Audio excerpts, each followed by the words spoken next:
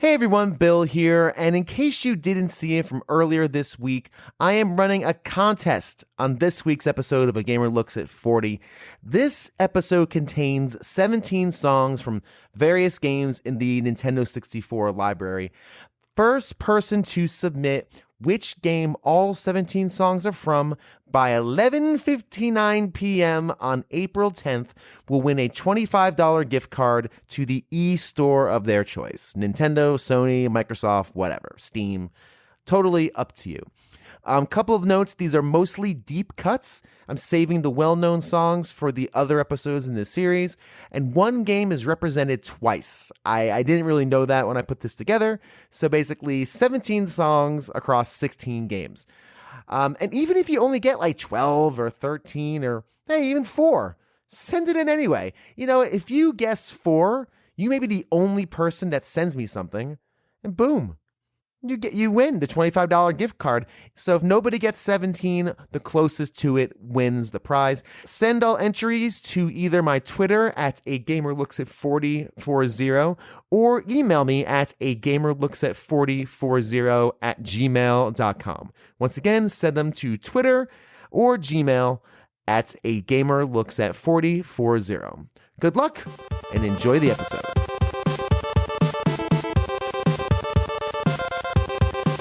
When thinking about the Nintendo 64, I am always struck by where it stands in history. It's one of the biggest, we'll get around to it, in gaming. In 1996, which was the year the Nintendo 64 was released to the public, the Sega Saturn and 32X had a 2-year head start. They were already in the market since 1994. As well as the upstart PlayStation, also released in 94. And the PlayStation, in 96, they were still looking for a system seller. Crash Bandicoot was coming that year, and Final Fantasy VII was still a year away.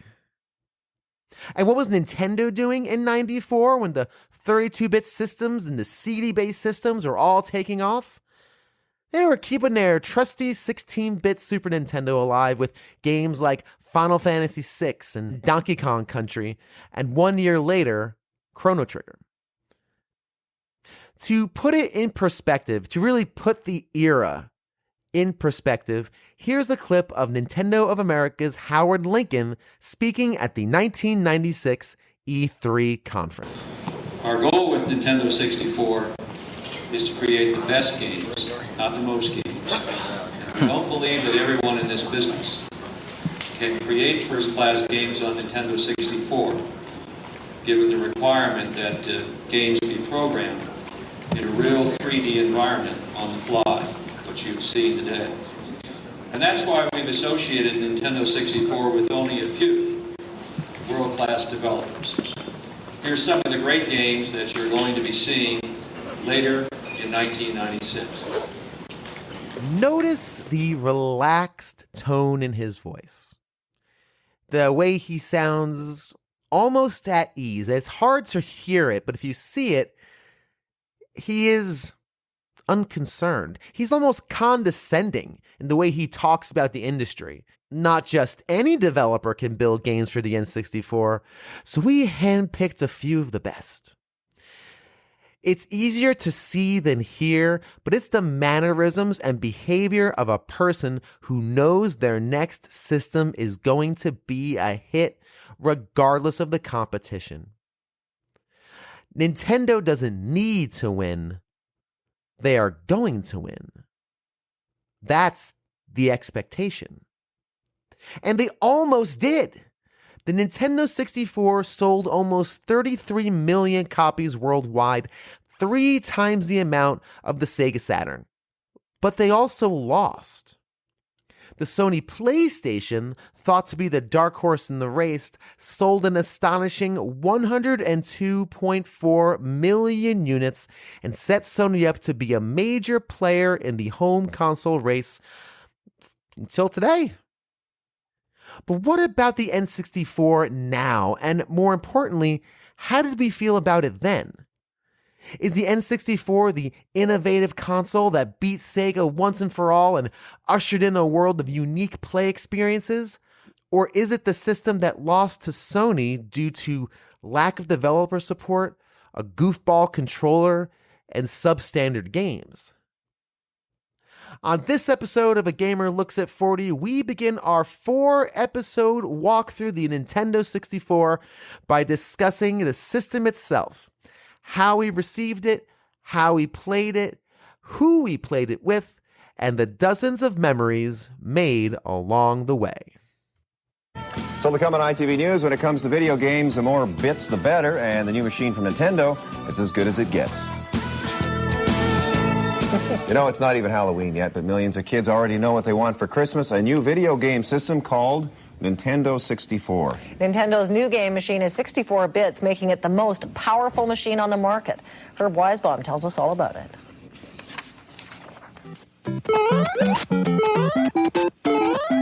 Just a few years ago, this was state-of-the-art, flat and two-dimensional, with characters who had very limited movements. With Nintendo's 64-bit technology, it's a whole new game. Now Mario lives in a 3D world, and you can make him go wherever you want. Whatever you thought about video games before, set it aside, try it. It's a whole new experience. The N64 is truly breakthrough technology. Nintendo took the power of a $100,000 computer workstation and put it into an affordable home game machine. The result? Some of the best video games ever made. The graphics engine is much tighter, much cleaner, and it is really the kind of graphics that we had always hoped that we could see. Well, now we're actually starting to see them. Clearly, the N64... To say the N64 was a divisive system would be a serious understatement, and the people I interviewed represent that schism. Before we embark on the positive, or at least the kind of sort of okay, it was fine, not really's, let's delve into the dark side with Ryan Payne and Blue Williams of the Gamers Week podcast as they air some grievances with the Nintendo 64.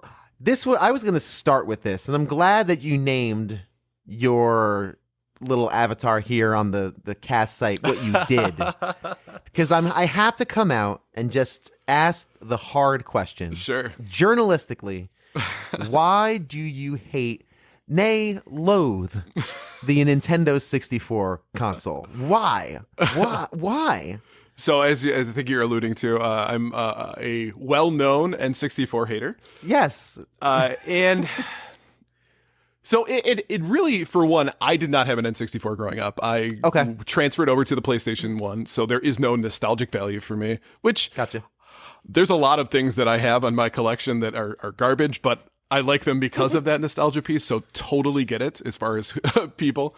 But also with the N64, it has an interesting niche that just really doesn't fit my desire when it comes to games. So for one, I'm a huge fan of JRPGs, and there are, I think, 2 RPGs, realistically, if you don't count Zelda as an RPG, on the system itself. So I think it's like Quest 64, Ogre Battle 64. And of course, it has 64 at the end. And Quest Everything. 64, not great. I don't know. No, it's not. Yeah, It's really I've heard very bad things. So that starts it off. So for one, you're missing a genre that I absolutely love, which, by the way, at the same time, the competing console with the PlayStation was knocking it out of the park. Rife with it. Yes. Absolutely. Absolutely. So naturally, there's part of that. 2, it took a lot of the things that I really enjoyed about the Super Nintendo and forced them into the gimmick of the time, where everyone wanted everything to be 3D. But the problem is that all of these really great franchises, for example, like Castlevania or Mega Man, just weren't 3D style games. And what we see is that it was this push to make them into 3D. And as a result of that, the gameplays take away what was fun about those particular games. So what I find is that there's a little bit of resentment that those franchises were lost because we were pushing it so hard to make it 3D. Yeah.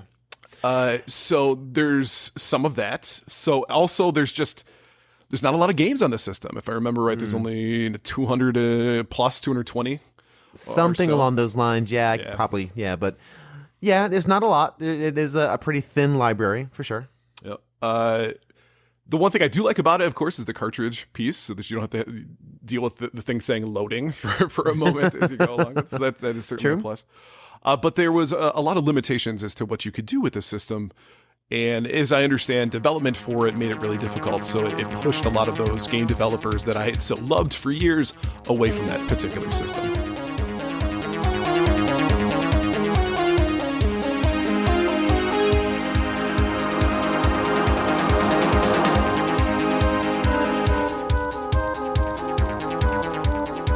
Since we were talking about the N64 and your clear hatred of, I had your cohort Rybread was on last week. Yes, another big fan. Yes, and he actually named his little character here on the site N64 hater. That checks out, yeah. It definitely checks, yeah. It passes the check. So, you said that when you played, your parents got it for you. Mm-hmm. You looked at it, and in your words, it hurt your eyes.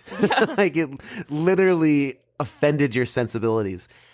Does it do so now? Yes. That has not changed, unfortunately. That's not changed. Huh. Yeah. It's just... What about it? It was so difficult because there are, the N64, the NES, it's fairly primitive, right? But there are still some bright colors, and it's fairly... You can find some pretty games on the NES. Now, by the time you get to the Super Nintendo, it's like, wow, the developers knew what they were doing. They knew how to maximize everything about this console and its capabilities. And there are some absolutely drop-dead gorgeous games on the Super Nintendo. And then you're supposed to go from that to this clunky, polygonal, it looks like a bad fever dream of a console. Just because it's 3D, everybody's going nutter butters. I'm like, but it looks horrible. Are you kidding me? So, well, I don't know. I mean, I think a lot of the games were pretty horrible looking at it on it. It's funny. I am going to do an N64 episode, and I think half of it's going to be people just dunking on it, saying how much it sucks. It's I think the N64 was, whether or not you like the N64, was highly influenced by what age you were when it was released. I was in high school. So, yeah. I mean, yeah, I'm not the kid who's just gonna go, oh, look how neat it is. It's 3D. I was like, no, this sucks. I don't know. Maybe I was just basic, but I liked my N64. 64 is fine.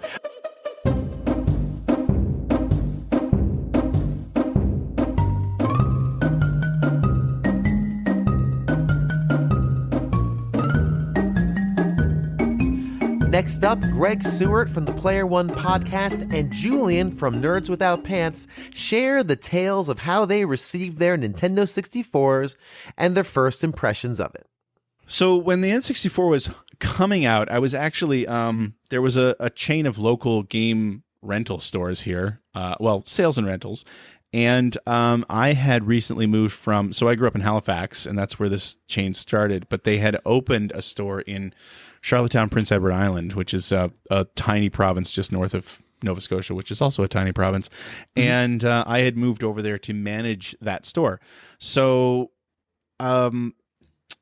the guy who owned the place, Masood was his name, the owner had imported the N64 with Super Mario. I think Super Mario 64 was the only thing he had, actually. And so we actually, as a store, were renting out the import machine to people. And of course, being, one of the employees of the store, if the N64 hadn't been rented, I could take it home at night. So nice. So I played through Mario 64, the import Mario 64. And it was, I was blown away. There was nothing like it. It was and I was a big Tomb Raider fan as well. But it did we were in the early years of 3D action games, and it did 3D action game like nothing else, right? It still felt like a Mario game. Strangely enough, I couldn't believe how it did feel so much like a traditional Mario game. So yeah, I played through that, absolutely loved it. And then day one, when the system was released in North America, I bought one and bought Mario again, and bought it for the first time myself, right? And played through it again.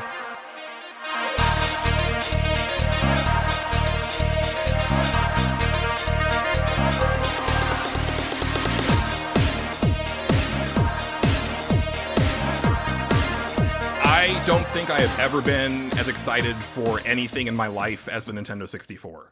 Wow. Okay. You know, I was always a huge video game magazine reader, especially because my parents didn't let me get any consoles for a long time, but they would let me buy magazines. So I used to experience video games solely through magazines and friends' homes until I was 11.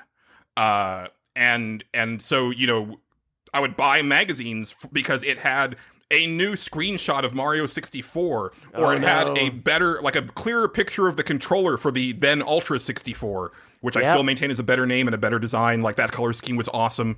Yep. 100% agree. So, like,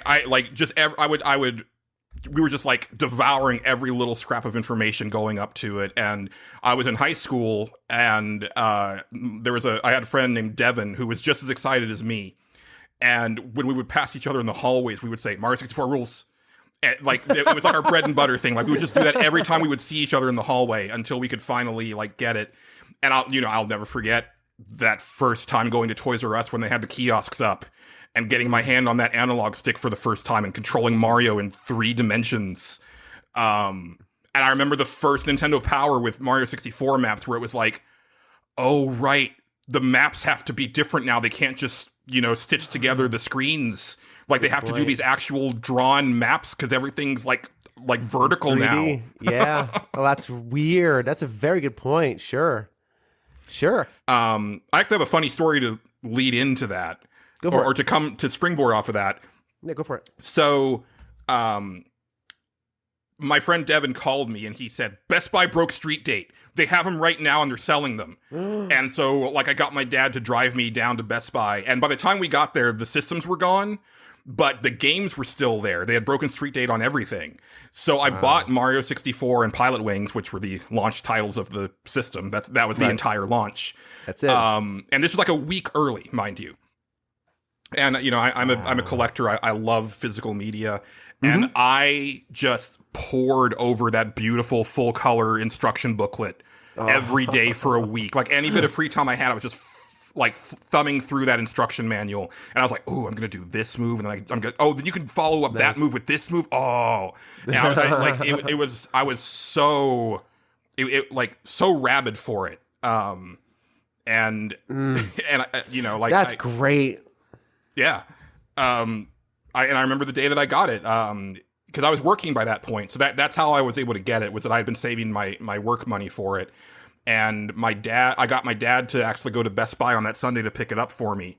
And, you know, this is back in the days when, like, pre-orders weren't really a thing, and you really just had to, like, get there early enough. Yeah. And games weren't at the fever pitch that they are now, to where it was like, yeah, you can if you were there, you could pretty much get it. And so I got one and I remember just, like, I think I played Pilot Wings for, like, maybe half an hour that day, and then it was just all Mario 64, in all of my free time for that entire week. And I had it finished really quickly, and then I had all 120 stars really quickly. Wow, yeah. Mario 64, we can get into it a little bit, but that's funny. You were able to knock it out pretty fast. Can I make a controversial statement? Go for it, please. I personally don't feel that most of the games on the N64 feel good, other than Mario 64. I feel that they started with a showstopper, and then there wasn't much after that could even compete. Like, Banjo-Kazooie blows it out of the water as far as looks. Yeah. I don't want to touch Banjo-Kazooie with a 10-foot pole. I think that game is just boring as all hell and just not a fun game to play. But again, like I just thought Mario just did it all better. And so the N64 was kind of the beginning of my slow decline of Nintendo fandom.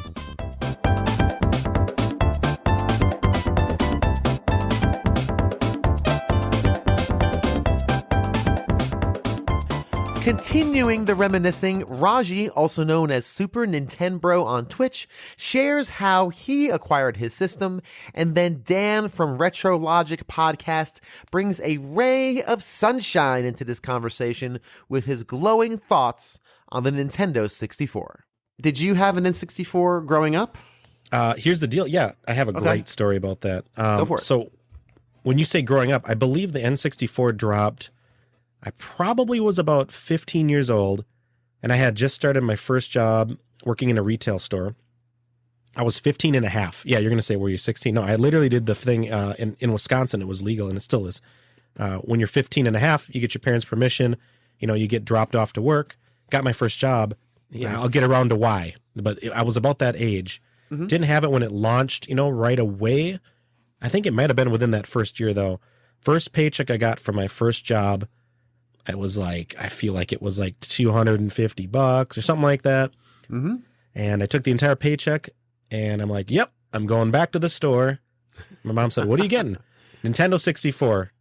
She's like, are you going to blow your whole paycheck, your first paycheck, all that money? You're going to blow all that on the Nintendo. I'm like, yep, bye.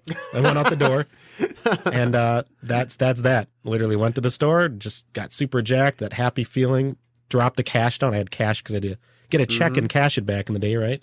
Right. Not so much digital, Yeah. But picked it up, and I still to this day, and that was probably, what was that, 96, 7? No, I think I got mine in 97. Yeah.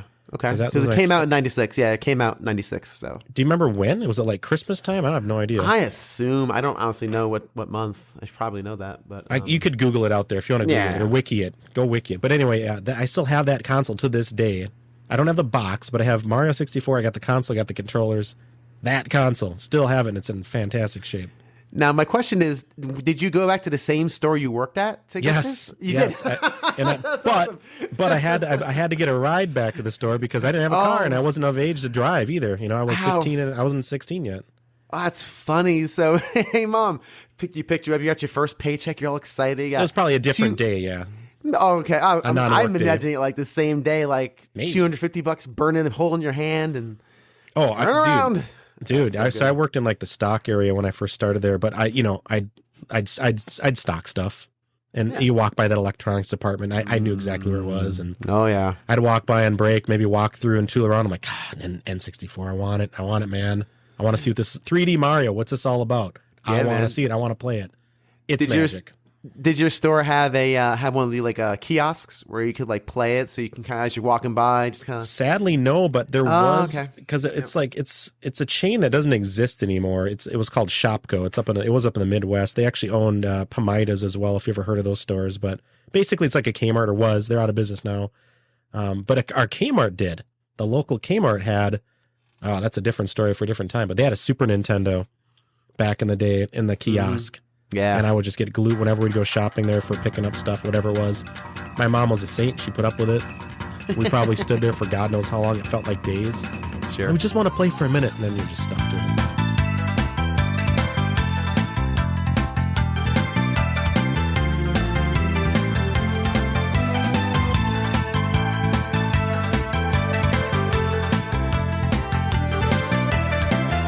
Let's just go into the N64. You on Twitter, even today when I was saying I was interviewing you, you mentioned that this is your favorite system, if I read that properly. It's one of. I said one of. Okay. Depending on the day, it might be my favorite. And that's a rare thing to hear. You know, like a lot. The N64 is extremely divisive. I waste a lot of ink defending the N64 on Okay, Twitter. that's good. And that's a good thing. I have a lot of heart for it too. So what I'd love to do is first just talk about your first interactions with it, how you got your N64 with it when you were kids / young adults, whenever that happened to be, and then we'll kind of just talk about some of your experiences with it. Yeah, sure. Okay, so a quick story first. So I recently was going through some of the boxes in my garage, which is like a lot of my family's like storage stuff ended up in my garage because I'm the only one with like a stable living situation. No shit on my family, but whatever. Right. And so I was just kind of going through stuff, found a box of old VHS tapes, and one of them was, here's a VHS that is our camcorder recording Christmas 1996. And I was like, oh, what year did I get my N64? Is this the one where I get my N64? So I pull it out, get my VCR, because of course I have a VCR. Right. Pop it in, watching Christmas, getting the nostalgia feels. And then, yeah, sure enough, like just busted that thing open. And I mean, you've seen the meme with the kid, Nintendo 64. Like, yeah, he and I got our N64s the same Christmas probably, because that's like exactly my reaction. I was 10 years old, and it was just kind of a revelation. Like, I remember my first time playing the N64 at like a kiosk in Toys R Us, and it was Mario 64. And I still have like the residual euphoric feeling of being like, video games are now never going to be the same. Up until this point, like, I played Donkey Kong Country and, you know, Mario RPG and Super Mario Brothers and Uniracers and Pip and Lemmings and all that stuff. Right. Those are just some of my Super Nintendo offerings and racing games and all that stuff. But nothing in the world was like this. Nothing was like this controller. Nothing looked like this. It was a controllable Pixar cartoon. Yeah. You know, like a couple of years after Toy Story came out, and we're like, how in the world is this possible? It really didn't feel real. It felt, it was surreal. And it really was. So you kind of felt that sea change. Like, it hit you like, whoa. It was probably like, and I mean, you can argue against this, but I think it was the biggest dynamic shift in gaming from generation to generation. You know, like Super Mario Brothers 3 and Super Mario World, there's like a marginal change there. You know, like, it's a little bit better in Mario World, the graphics and everything, and it's really good, but Mario 3 could have just been a Super Nintendo game, and you wouldn't have really, it's not out of the realm of possibility. But you took everything we were playing, everything we knew about video games, and said, we're just going to do something completely different, and you have to relearn how to play video games now. Yeah. That hasn't happened since.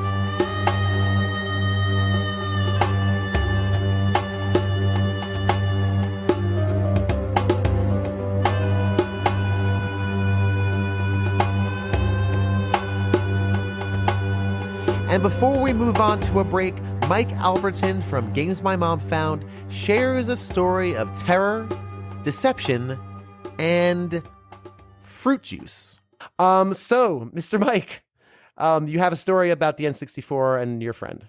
Yes, one of the few things that I can remember about the N64, I can't remember most things about it anymore, is I do remember when I probably playing GoldenEye or Perfect Dark with my friend, who have been friends with us for a very long time. We met when we were 6, and we still are friends even after this happened. I remember we were sitting there.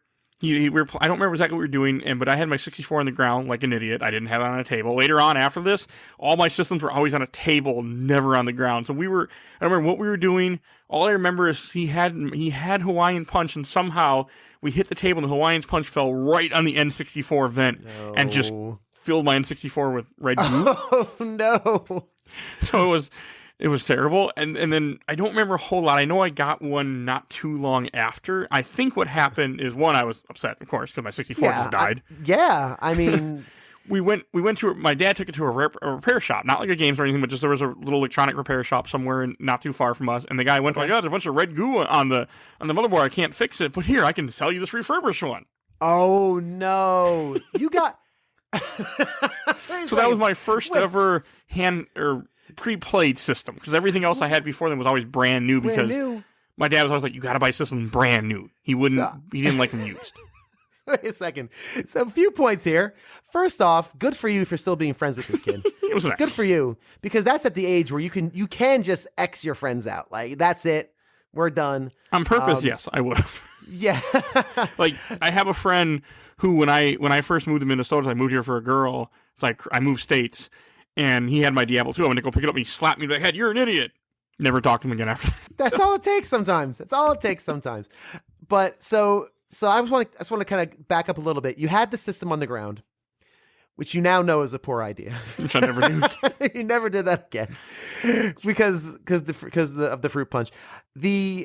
You then take it to the repair shop. The guy, did he try to fix it? Like, supposedly, he opened it up, and then I think that was as far as it got. So you took it to, you got swindled, my friend. You got robbed by this guy. You got robbed. He took that machine and said, "Oh, there's red goop." Huh. But he gave us the old one back. He gave you the. He gave us the red goo back. Here you go. You can have this. I got no use for it. Here, you can have two now. So one you can stare at, and the other one you can give me $100 for. He looked at that shyster. I want to call this guy. I want to do a journalistic thing and call him. Be like, "See me, sir. Back in 1998, a young man gave you a N64 filled with red goop. That was Hawaiian Punch, and rather than fixing it, you sold him a refurbished one." Why? And the funny thing is, I remember on the window of the building, it had a little Mario sign that said Nintendo, systems were done here or something like that. Was the Mario drawn by a child? No, it was an actual real product that I think Nintendo could give you, and it had Mario in a little mechanics outfit holding a big wrench. Oh yeah. It's a real thing. I've seen it before. Yeah. It doesn't exist anymore, but it was a thing back then. Oh no! So he was an authorized fixer man, as my 5-year-old would say, a fixer man. He was a authorized fixer man, and he looked at that and said, "I'm not. I got some isopropyl alcohol back there that could probably take care of this, but no, I'm not looking at. I'm looking at this red goop, and no, wow." And I will not drink Hawaiian Punch really anymore, and that's probably because of trauma. I just have no interest in it. It's not a good soda or pop. Whatever word you want to use. Coke, if we're in Texas, right? Everything's Coke? No. Oh. Soda is kind of, I'm in Austin, so, maybe we're just too hip for the world, but soda. First off, you're an adult. You shouldn't be drinking Hawaiian Punch. And no offense to you out there if you do. I mean, follow your joy wherever your taste buds take you. But we're grown-ass men and women. We shouldn't do that. Drink Pepsi, drink Coke. Don't drink I don't know when the last time I've had Hawaiian Punch was. I don't know, 20 years. I mean, unless someone slipped some vodka into it, when I was in college at a party. Vodka. Is it? I see. Yes, I used to drink. My first time ever getting drunk off my ass at 21 was drinking off-brand fruit punch from Cub with cheap vodka.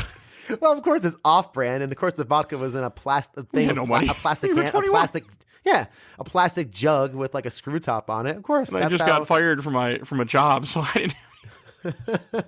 When you got drunk off the fruit punch, you're like, I'm toasting my N64. Mm-hmm. I just got fired from a job, and I was on unemployment, and my friend came to visit, and I'm like, well, I guess we'll just get drunk off cheap stuff.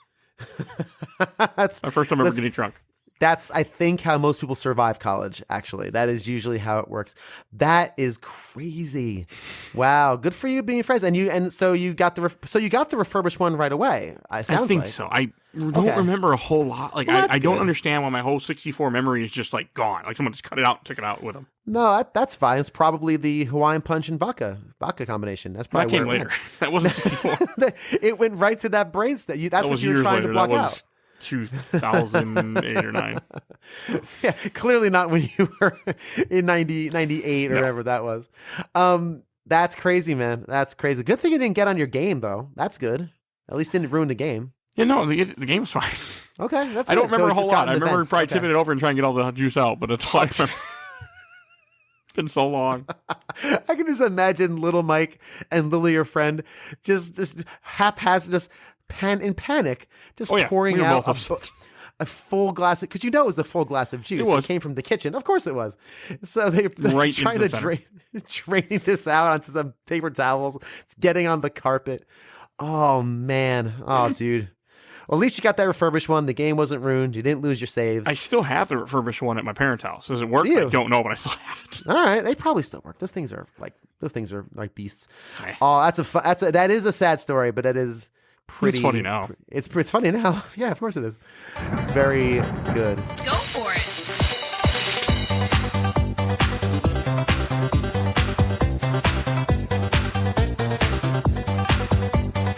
Enjoying this show? Great. Wow. So glad to hear that. Well, if you're enjoying this show, allow me to introduce you to these three hello rad people. Ryan Payne of Gamers Week Podcast, Dan of RetroLogic Podcast, and Pete Harney. These friends of the show support me on Patreon, and you can join them by visiting patreon.com/a-gamer-looks-at-4040. Check out the tiers, and if one strikes your fancy, sign on up. And thanks to, again, Pete, Dan, and Ryan for supporting the show.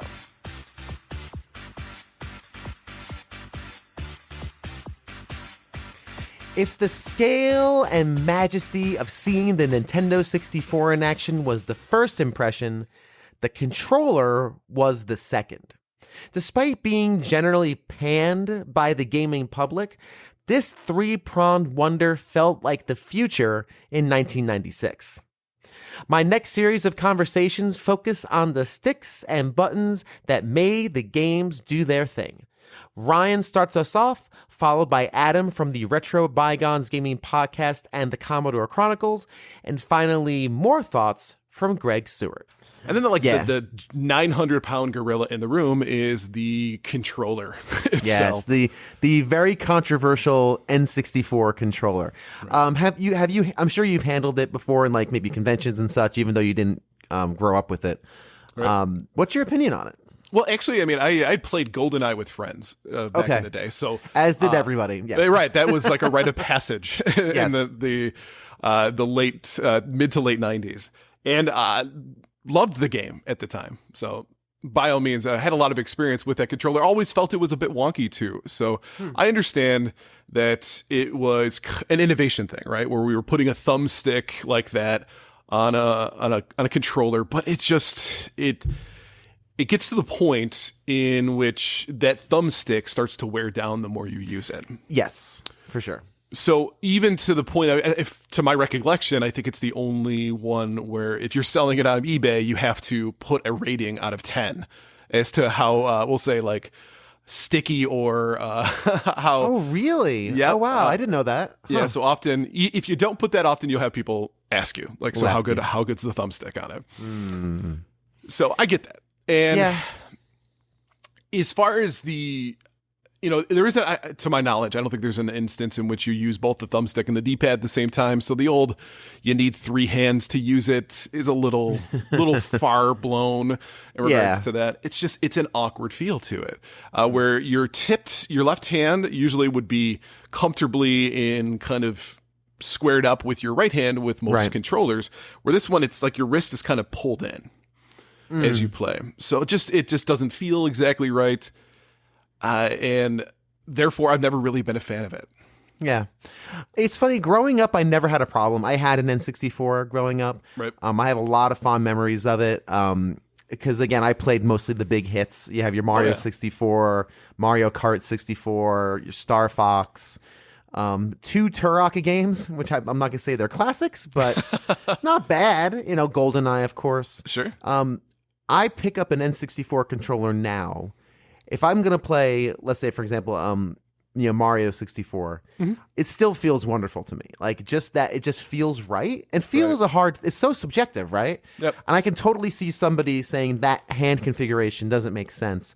Because Nintendo at that era, it's a classic example of Nintendo overthinking what a developer is going to do. Right. They're saying, hey, there's 3 ways to hold this thing. You can do your thumb pad, or D-pad and buttons. You can reverse hold with your right hand on the thumbstick and then use, I don't know, D-pad for something. I don't know. And no one did. Like, no one took advantage of it. It's one of those classic Nintendo things where they're like, hey, innovation. And then nobody does anything with it.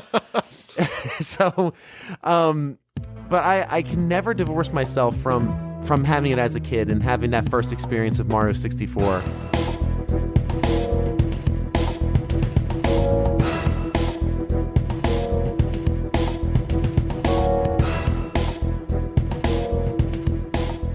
With the N64 though, so you don't like the controller. What about it bugs you? It's not ergonomic whatsoever. The whole left side of the controller is almost useless. The directional pad is usually mirrored with the C buttons, and the stem that goes down the middle. Maybe it's just my hands. I had hand cramps so bad. My brother would want to play like NHL 99, and I could play it. I had NHL 97 on my PC. I could play it on the PC with whatever controller. I could play it. I love the NHL series. I could play it with any other controller, but I would get hand cramps.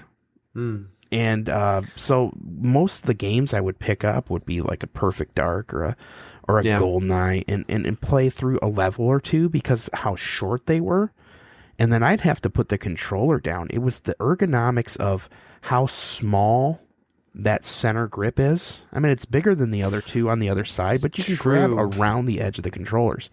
My left hand, to this day, well, not only that, I play guitar on top of it, and I'm a data analyst. So my hands always, even from being a young kid, they cramp up pretty bad. And I played hockey. Just my hand with that controller, it was just, I needed something else. And then when I found out they made that Hori made that controller that was just, a standard controller, I was super upset that I never bought one of those. Yeah, it's interesting because I never had a problem with it growing up. I've handled it recently in at gaming conventions and such. I still don't mind it, but playing games like GoldenEye, for example, is nigh impossible these days. It's the Perfect Dark in the GoldenEye games controlled completely different than, modern first-person shooters do now. And even if you played with WASD and a mouse, you were strafing with one and you were turning with another. This was kind of back to the Wolfenstein era. If you played on a keyboard, you were turning with left and right and going forward with back and forth. Mainly it's just that was the rub for me. I always felt like I wasn't doing the right thing. As a kid, I played tons of GoldenEye, never had a problem. Tons of Mario 64, never had a problem. I think the controller is one of Nintendo's classic. We have lots of ideas. Let's give people lots of possibilities, and then people used one possibility, developers did. They thought that developers would, we have the opportunity to hold both sides of it, use traditional D-pad and the buttons, and hold the other way. If someone's left-handed, they could do, and nobody ever did it more. The only thing anyone ever did was left hand on the stick, right hand on the side. Yep, and that's all the games did either. And again, it's more Nintendo just thinking that, trying to outthink what felt comfortable. But as far as an ergonomics for me as a kid, I never had a problem with the way that felt. I don't love the way the stick wears away, but I will never take away the joy of Mario 64. The first time I entered that world with the controller in my hand and started navigating 3D space. When I really started to like Mario 64? When I played it on an emulator with my Xbox 360 controller. I was like, wow, this is really good and controls really nice. Oh, it's nice. And the same thing happened too with my son has a 3DS, and I bought him Zelda Ocarina of Time. My brother had it on the N64, and I barely played it. And then my son's got the 3DS version, and I find that even with the flat thumbstick, I find that a little easier to play. Yeah, it's interesting. For me though, it just kind of clicked. But I totally get why people wouldn't, especially if it gave you cramps. I mean, that's obviously not ideal design. Maybe my hands just worked for it. I don't know. I have sausage fingers. So.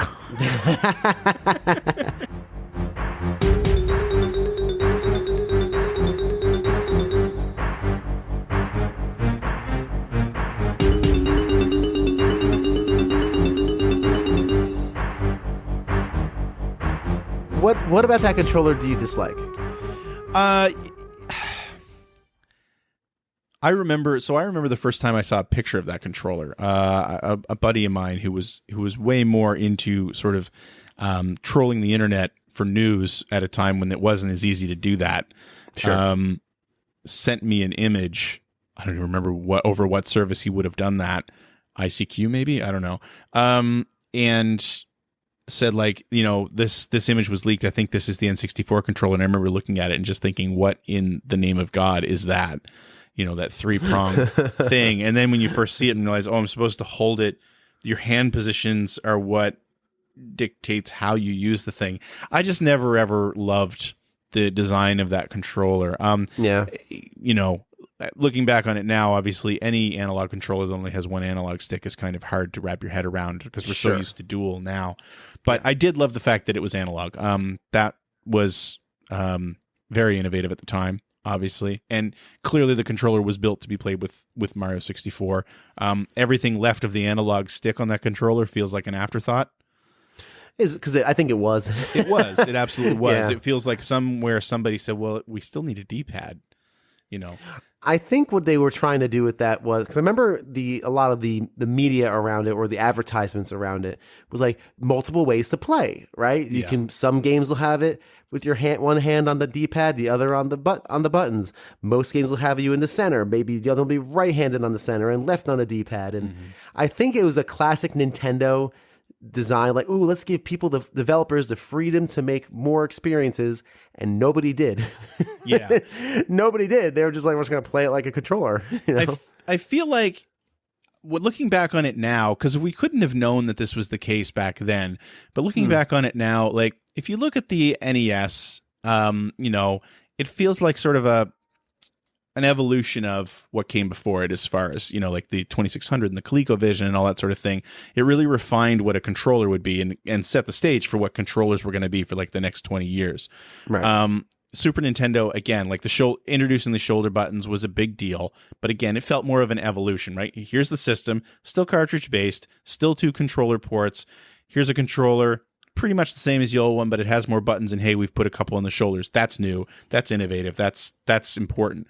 Right. And then with the N64, when you look at it, it's like still cartridge based, just more powerful, 4 controller ports on the front. That's an evolution again. That makes perfect sense. But the controller is just this weird, it's still got the vestiges of what a controller was. But at the same time, it's like, we're going to go outside the box here. And I feel like, looking back on it now,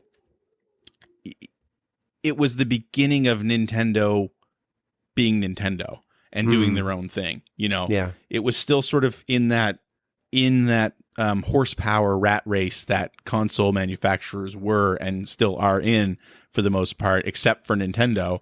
But, deciding to go cartridge instead of CD was a huge thing at that point. And what you were talking about, the marketing around the controller and like, well, cartridges don't have load times. Like the sort of alternate ideas, while still sort of being in that horsepower race.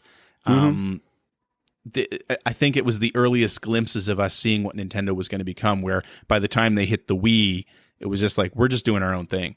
Yeah. From now on, we're doing our own thing. We're Nintendo, and we're going to do what we want, and it's going to work. And it always has. Yeah. So, and I think this was the very first glimpse of that. Again, back in 1995, none of us knew that. No, of course not. So you look at a weird controller, and you're like, what is this thing? Yeah. Right. I know people also have said that the N64 controller doesn't fit well in their hands. Their hands are like too big. It just wasn't comfortable, which I totally get that. Yeah. It always felt okay in my hands. I never had a serious problem with it, other than, all the chalky stuff that builds up in the analog stick and then all of a sudden stops working. You're like, no. Yeah. Get over here. Yeah, and the if you play Mario Party and you wear a hole in the palm of your hand by using that analog stick. Yep.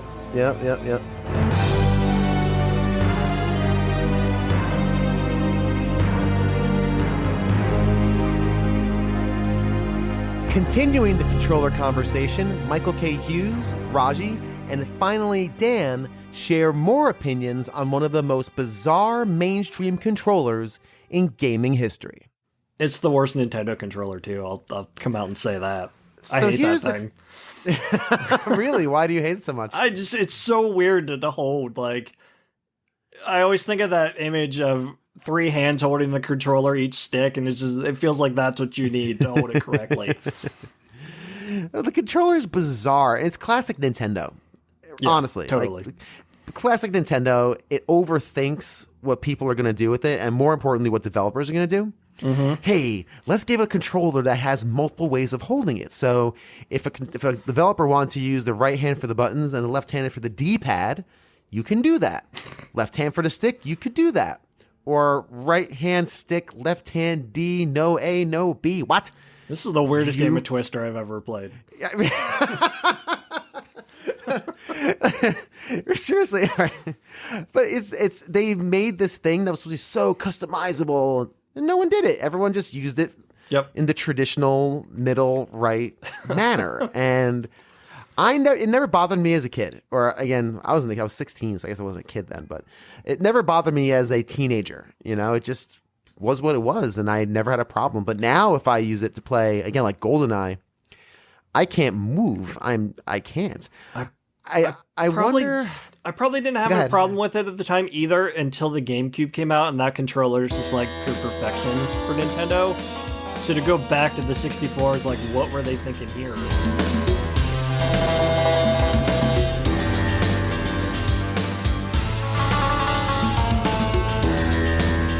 A lot of the people I've interviewed so far have said, I just don't like the controller. And for a number of reasons. If one person doesn't quite fit their hand, my hands never fit it. It's like, okay, well, that makes sense, right? It's a personal That's fair. experience, right? But I really do think that controller is interesting, and especially that thumbstick was very, very special. What do you think about the controller for the N64? Oh boy, let me see if I can boil it down to not be a 25-minute sermon here for you. I think looking at it now, it is so nostalgic for me. The form factor, the colorful buttons, the memories associated with it. And again, like I've been kind of annoyed trying to buy that new one for the Nintendo Switch because it's out of stock. Right. But I'm also going to say in the same breath, I think it's my least favorite of all the Nintendo controllers. And that sounds weird. Mm-hmm. But just the goofiness of it, like, yeah, it introduced us with that to the analog stick. And they didn't invent the analog stick, but they made it mainstream. It was the primary way to play a console. I really like that about it. The C buttons are a little, now that I think back and I play on it, it's a little weird. I mean, I get what they're doing. It eventually became another stick on other consoles, right? But I love the nostalgia of it. I love how it looks. I love the colorful buttons. I love the form factor for the nostalgia, but for holding on to it, it's goofy. It's a little bit wacky.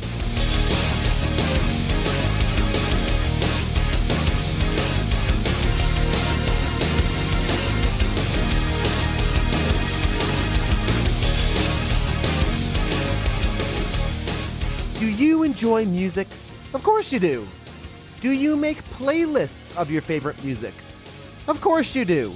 And if you indeed answered yes to both of those questions, do I have the podcast for you, Playlist Wars.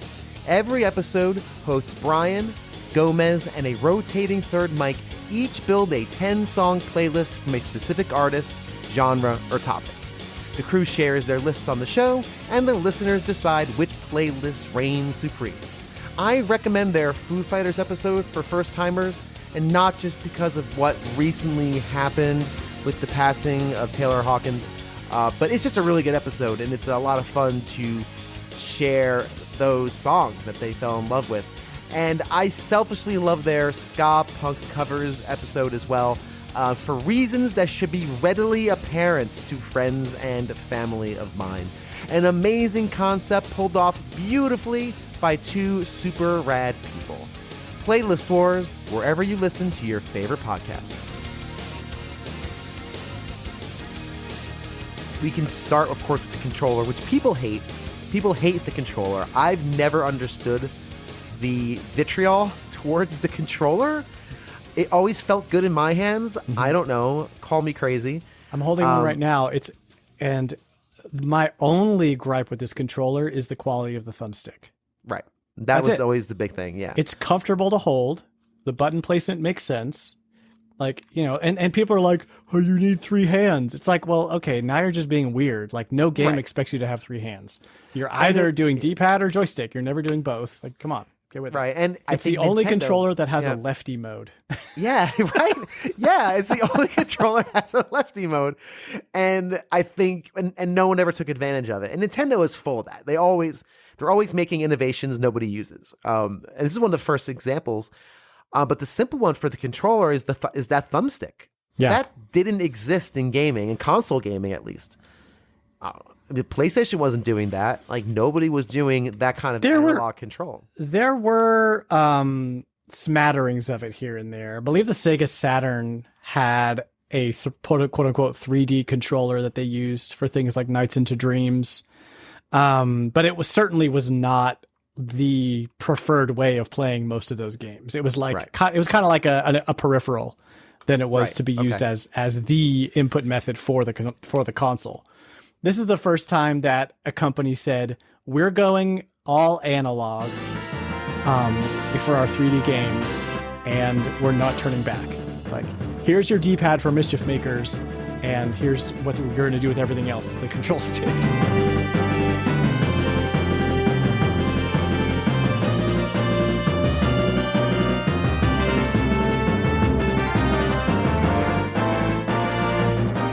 Another common knock against the N64 is the visuals.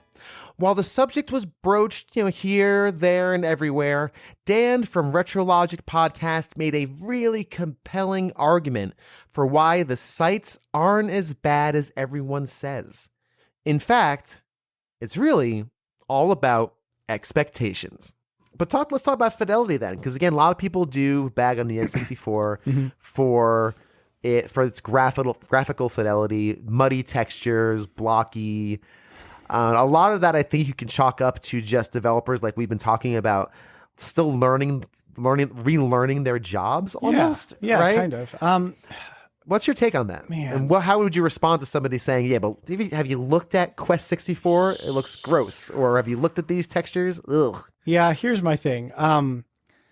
So what are we comparing it to, right? We're probably comparing it to PlayStation, maybe Saturn. I don't think anybody would say that. Well, Saturn has some interesting things going on, but the PlayStation and the N64 are vastly different pieces of hardware. Yes.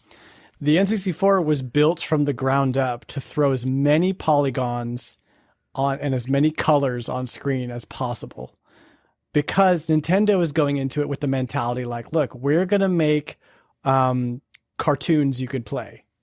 Okay. That's what Nintendo does. Nintendo makes Mario and Yoshi and Donkey Kong and Star Fox and and Animal Crossing, and Nintendo makes cartoons you can play. They're a toy company. The PlayStation went into it like, we are going to take they were brand new in the game. So they're going to take movies as a reference point and say, we're going to make our things look as much like a movie as we can. And so they took their hardware and focused much more on the textures, because that's how you make something that's flat look a little more 3D-ish, if you can, if you will. So that with those mentalities in mind, like neither way is right or wrong, but Mario 64 puts out more polygons, and just like rounds things off and makes things and things come alive and the colors are brighter. And if you try to make something that looks like Mario 64 for the PlayStation, it's going to be jaggedy and like very low poly. And so that's kind of that's always my argument, is it's like, okay, but what do you want to play? Like, like Donkey Kong, nothing on the PS1 comes close to what Donkey Kong 64 looks like. Donkey Kong 64 looks as good as early GameCube games do. Like if you look at Animal Crossing and or like, the Star Wars Rogue Squadron game next to Donkey Kong 64, you're like, oh, Donkey Kong 64 could have been a GameCube game. And it's because they focused on the polygons. They made everything look nice and round, and Donkey Kong has character, and Yeah. But you look at the polygons for Cloud in Final Fantasy VII, and you're like, oh, he's like 9 polygons. Like, what are we doing? That's not why are his hands like giant fists? Like, what's right? So right. N64 couldn't really do pre-rendered. It didn't have the space for it, so you get these nice, beautiful film-esque pre-rendered graphics. But that's the thing: if you want to play a movie, play PlayStation. If you want to play a toy, play Nintendo. And that's kind of always been the case. Yeah. And that's a very interesting take on it. It's what experience do you want? And to take it a little step further, what did you expect? Sure. Right. Especially if you're looking at the earlier N64 games, like we've been saying a few times in this conversation, they were still figuring it out. Mm-hmm. And PlayStation developers, Sony developers, they were still figuring it out. Some of those early PlayStation games are horrendous. The launch lineup of the PS1 is just fugly. I mean, I don't even know what it is. I was not a PlayStation kid at all. I was always Team Nintendo. So I've literally no recollections of the PS1, but not until Final Fantasy VII did we bother with it. Yeah, and I think that's mostly the case for a lot of people. Final Fantasy VII was the system seller for that console, and I just want to say, like, I have no hate for the PlayStation. No, I mean, Ape Escape is one of my favorite games of all time. Ape Escape's great. Oh my gosh, Parappa the Rapper, like, come on, dude. Never played that one, man. Man. I know. Do you have a PS4 or PS5? I do. Okay, I do. Slap that remaster version on your console. Get it. Yeah, wait for a sale and just grab it because you're gonna have a blast. It's like early rhythm game, but the music is so good, and you're gonna have a fun time. Sweet. Yeah. I will definitely do that after this recording for sure. But that's the thing. I look at the games for the PlayStation that I like, and I'm like, oh, those are Nintendo games. Yeah. Like, right? I don't want to play Resident Evil. I want to play freaking Ape Escape. Like. And again, that's what are you here for, right? I mean, exactly. that's really the kind of, I guess, the messaging of that. Because again, that's always been the big detraction against the N64 is it's ugly. But again, I don't know. I land in the beautiful field of Mario 64, and I think it's beautiful. There's the birds chirping. There's a little breeze. It's gorgeous. I think. I don't know. The snow levels are awesome, and I don't know. They look cool to me. One of the prettiest games on the N64, weirdly, is this game called Beetle Adventure Racing. You're the second person who's brought up Beetle Adventure Racing. It's so good. It has no right to be as good as it is. What is that? It's been a while. I've done these interviews now for I think the last 3 months. So remind me what Beetle Adventure Racing is. It's a licensed racing game featuring all VW Beetles, different colors, different eras, but just the level design in this game is bananas. Secret passageways all over the place, crazy jumps, like it's chaos. And it's so fun in multiplayer. I don't know. Honestly, it's just one of those games that has no right to be as good as it is for That's what funny. it is. I love that. Yeah.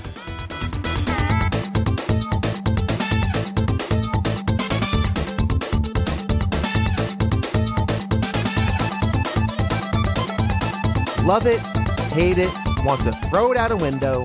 Nobody can deny the many innovations the N64 provided mainstream gaming. In our final segment of the show, Dan shares stories of playing with friends. My brother Bobby talks about PAX, lots and lots of PAX. And then Dan returns to share one final thought on one of his top 3 consoles of all time. And also, people forget a big part of it, and I definitely want to hear, if you have stories about this piece of the N64, I'd love to hear it, is the multiplayer.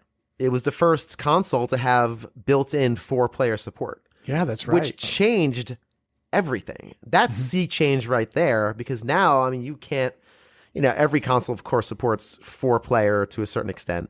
But that was, and the big success of the N64 was its multiplayer. It was the first time a lot of gamers played co-op, 4-player co-op in GoldenEye and in Smash Brothers, and whenever I get into Twitter arguments, which I should probably stop doing because nobody wins.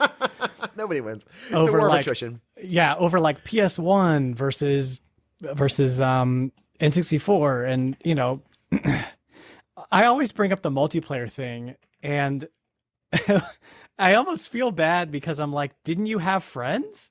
Like, oh boy. Yeah, the great RPGs, awesome. Like pre-rendered graphics. Ooh, anybody could do that. But like multiplayer Mario Kart 64 is like a foundational memory I have, Super Smash Brothers 64 is still one of my favorite games to pick up and play with friends. Now, more ironically, because it's kind of dated, but it's still fun. I mean, Diddy Kong Racing. I mean, the list goes on and on.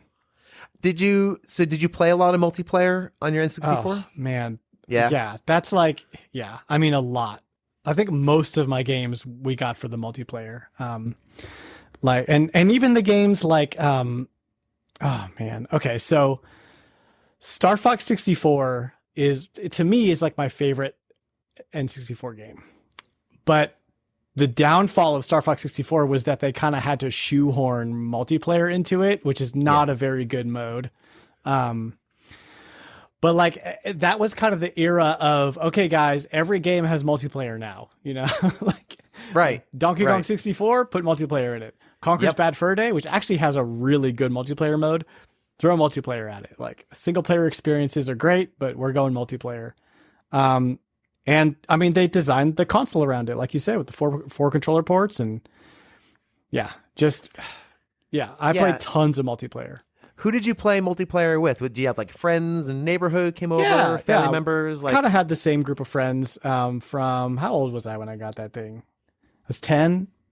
Yeah. So like 10, middle school through high school. I kind of changed friends groups a little bit, but I mean, really you're only active on a system for what, like 5 years. So Right.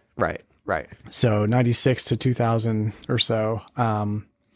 My big brother also would play a lot with me. And some of his friends would come over and we'd all play. So yeah, there was actually quite a few of us. We had a pretty good group of friends, and then I had like neighbors. So, I mean, and I got mine launch year. So my house was the place to be. Like, gotcha. Yeah. Nice. As soon as people found out I had one, they were like, "Oh, we're going to be friends with Dan now because he's got the N64." Nice. Nice. Yeah. Did you have like the janky controllers for your friends that came over? And Totally. Then you had yeah, of course. You had some Mad Cats lying around. Nice. And there is actually one third-party controller that I remember, and I can't remember the name of it now, but it's a little bit thicker to hold, and it's transparent, and it had turbo buttons, and it had kind of more of a metal, more sturdy stick, and I actually preferred that controller to the N64. But yeah, otherwise, it was like, here's your crappy controller or whatever. Yeah. Good luck with that one. Yeah. That's pretty good. And I think you hit on something pretty interesting about developing games on the N64 and how everyone had to change, including developers. Mm-hmm. Like you said, camera angles now, and right? Like how do we control the camera? I mean, the control scheme for Turok and the control scheme for GoldenEye are as different as you can get. Yes. You know, with GoldenEye, they're literally like, no, you have to strafe. So control your character with the C buttons, and your camera is the C stick. And we're like, hold up. What? I just learned how to control Mario, and now you're switching it up on me. What the hang on. You want me to do what, when, and how? Who now? How what? Yeah. Like, and then you play GoldenEye, and it's like, oh yeah, no strafing. You're like, well, hold up. It's really, really interesting. And I think that's when people look back on the N64 unfondly, it's probably because they're like, man, everything was janky. And it's like, well, okay, well, the first, yes, it was janky, but it was like lovably janky. Like, we were talking about multiplayer, and you had mentioned that those years of N64 playing multiplayer with your friends in your basement were some of the best years of your life, or some of the best memories you've had probably of that era. Definitely. And when I think back on things like that, there are always moments that stick out, like moments that cement that emotion. Do you have like a moment or a story you can share where you felt that kind of almost child zen, if that makes sense? Yeah, I have a horrible memory. So I mostly remember like feelings and people. But I do remember, okay, so this is a Melee memory. This is not an N64 memory, but I hope that's okay. Because that was really the era where things really got crazy. One of my friends was unstoppable. He played as Mario, and he was unstoppable. Nobody could beat him. And I was playing Donkey Kong, as I do. And so I did a little bit of talking around to people, like, oh, who do you play as? Who do you play as? Like, who's like good against Mario? And somebody was like, oh, try Pikachu. He's like really fast, and he's able to like recover really well. So I spent an entire weekend, like 12 hours a day, just going up against like level 9 computers with Pikachu to try to like really, really get good. And like the next time that I saw him, I was like, hey, like, can I like go, you want to do Smash Brothers? And if I win, we put like $20 on it or something. He was like, whatever, dude. Dude, I kicked his butt, man. And part of me today thinks that he maybe like let me win, but I don't know. There was money on the line. Like, that was a good feeling. So to this day, it's Pikachu for me in Smash Brothers. Oh, wow. So you switched your main from Donkey Kong to Pikachu. Yeah, and I'll still do Donkey Kong if we're doing like a party round with like 4 players and craziness, because he's the crowd control king. But Pikachu is my guy for one-on-one hardcore. Interesting. Yeah. That's cool. I think it's interesting because that's definitely a story of you being victorious against, sounds like he was pissed. Almost insurmountable. Yeah. Was not pleased that he lost. Oh, that's a bummer. That's interesting. That's pretty cool, man. Congrats, I guess. 25 years later. I'll take a congrats. Hell yeah. Thank you. Right on, man. It's cool when you have that victory, right?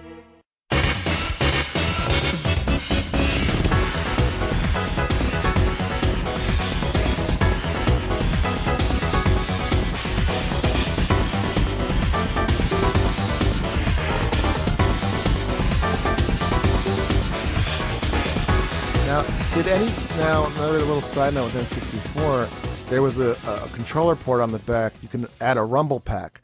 Again, kids, here I go again. Put my old man hat on. Your controller didn't vibrate on its own. Right. You had to buy that separately. And so Nintendo made the rumble pack. I think it was kind of expensive. I think it was like $50 for one. And, but there were also knockoffs for the first time. There were, and that you could buy as well. If it came with Star Fox 64. Oh, that's right. Yeah, they really wanted to push that. Yeah. Yeah, that if you remember the videotape, the Nintendo Power videotape of Star Fox 64. Absolutely. With the cheesy, the stunt pilot for the Star Fox 64 is kidnapped by the Sony and man, did they really bite back against Sony and Sega? The Sony and Sega goons. Yeah. This is good pizza! Peter, glad you could join us. Bob, your test fighter pilot just spilt his guts about Star Fox 64. Peter, you didn't tell him about the Rumble Pack, did you? No. Bob, you just did. I did. You did. Spill it, big boy. Make me. With pleasure. Look at your little plumber boy now. What are you doing? No! Not the Mario doll hooked up to the battery table coaster, Ted! No! That's enough. That's enough. All right. This is the Rumble Pack.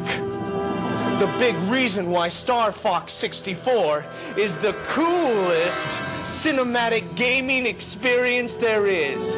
It's designed with a force feedback device that lets players feel the game. Wait a second. You're telling me that this Rumble Pack actually lets players feel the game? What, like you're actually in the cockpit, flying and fighting? That's impossible. Nuh-uh. Yeah. Hook it up. I want to feel this myself. But that was a big deal, the Rumble Pack. That was like a huge selling point. And there was also that was where you put your save pack too. I was going to say, so there was also a save pack. Now, a lot of games still had built-in memory, but some games didn't have room for that anymore. So they had to find a way to put the save pack. On PlayStation and games like that, it's a CD-ROM. There's no way to save on a ROM. Right, they had to. So they had to use a card, and that became the culture with that. But with Nintendo, it was more of a grace period for them. Even, once GameCube got involved, then that was a CD-ROM of sorts. It was just a norm, at that point. But N64 was the last holdout with cartridges where you can actually do it. But did any of our games insist on a save pack? Was it necessary for any of the games we owned? It wasn't necessary for Super Mario. I know No. that for a fact. Yeah. I don't think it was necessary for GoldenEye either. No. I don't know. I honestly don't know. I think You're right, Turok 'cause 2 I- might be the only one that I can think Maybe. of. Turok Yeah. 2, and I don't know, but I don't know if it was required. It's hard to I don't remember. know. Yeah. I mean, I had one, but Yeah. you know, Yeah. I don't remember. I'd have to dig it out. But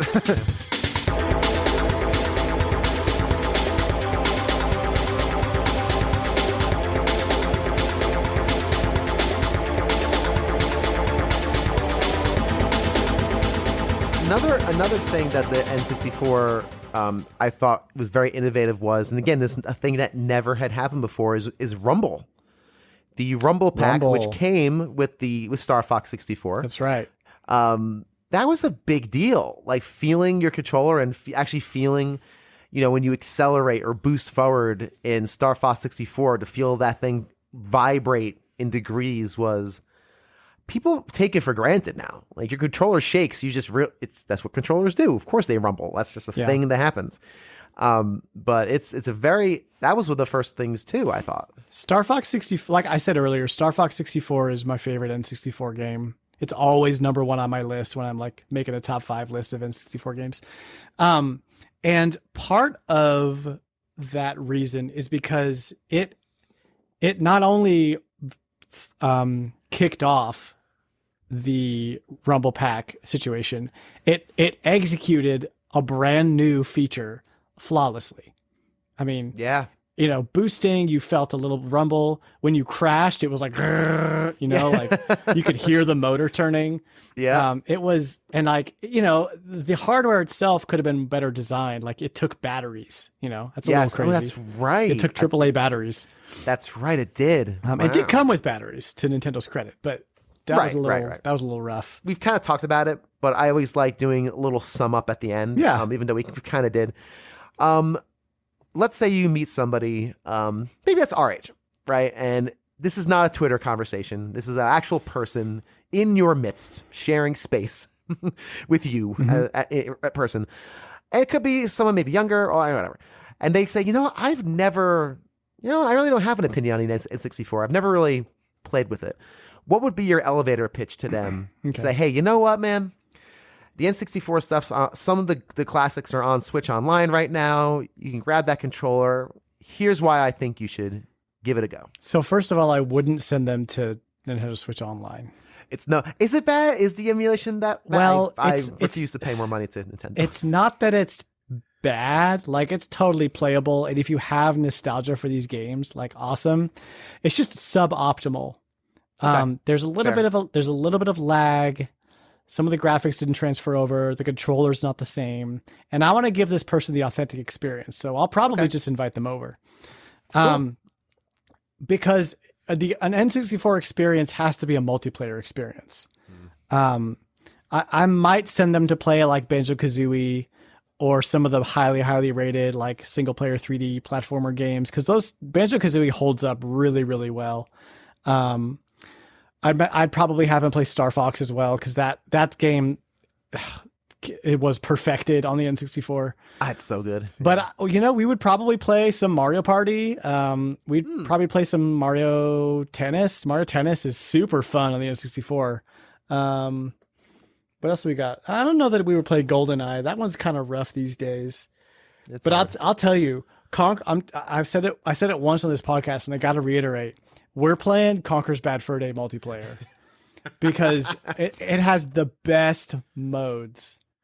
And there's nothing funnier than watching cartoon foxes and squirrels just explode with blood everywhere.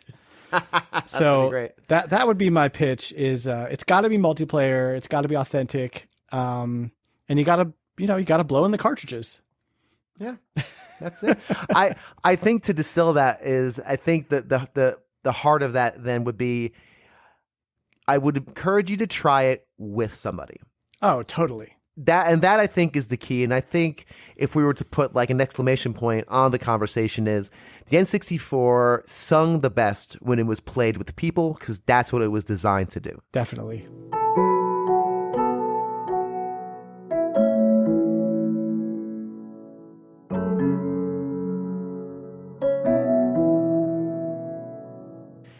After listening back to all of the conversations I've had and the memories of the N64, one thing is readily apparent.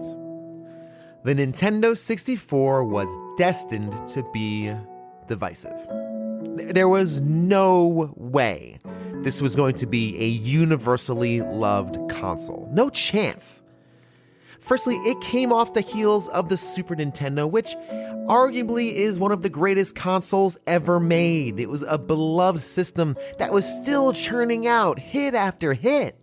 You think about the Super Nintendo, that did not have a fall-off point. There was no degradation. You had Chrono Trigger came out the year before the N64 did. And rather than just following that track and following the trends to CDs and cinematics, the N64 took chances. It had a strange controller, rumble packs, built-in 4-player, expansion packs. I don't even think we talked about the expansion pack. You could put a little extra 4 megs of RAM in that bad boy if you wanted. It just took a right turn where everything else was going left. And like most innovators, it got mocked. A lot. It really did. And while if you had asked me back in those days if the N64 was going to be the butt of a lot of jokes 20 years later, I probably would have said no. Why? It's super fun.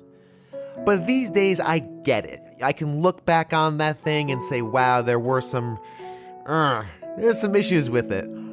But I personally cannot divorce myself from the hours upon hours spent traversing Super Mario 64 or blasting creatures out of the sky in Star Fox or racing in Wario Stadium in Mario Kart 64.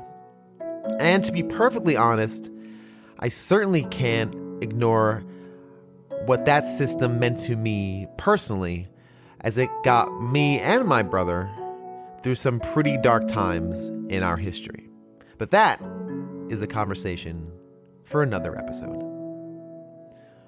But on the next episode of A Gamer Looks at 40, we will be discussing Super Mario 64, arguably one of the greatest expressions of what the N64 could do with control, visuals, and just pure gameplay fun.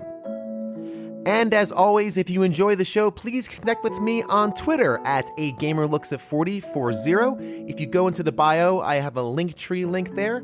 Takes you to all my things, to my Patreon, to my Twitch channel, to my Instagram and Facebook, and all the other places you can download and enjoy this very podcast. Thanks again for checking out the show, and continue being awesome.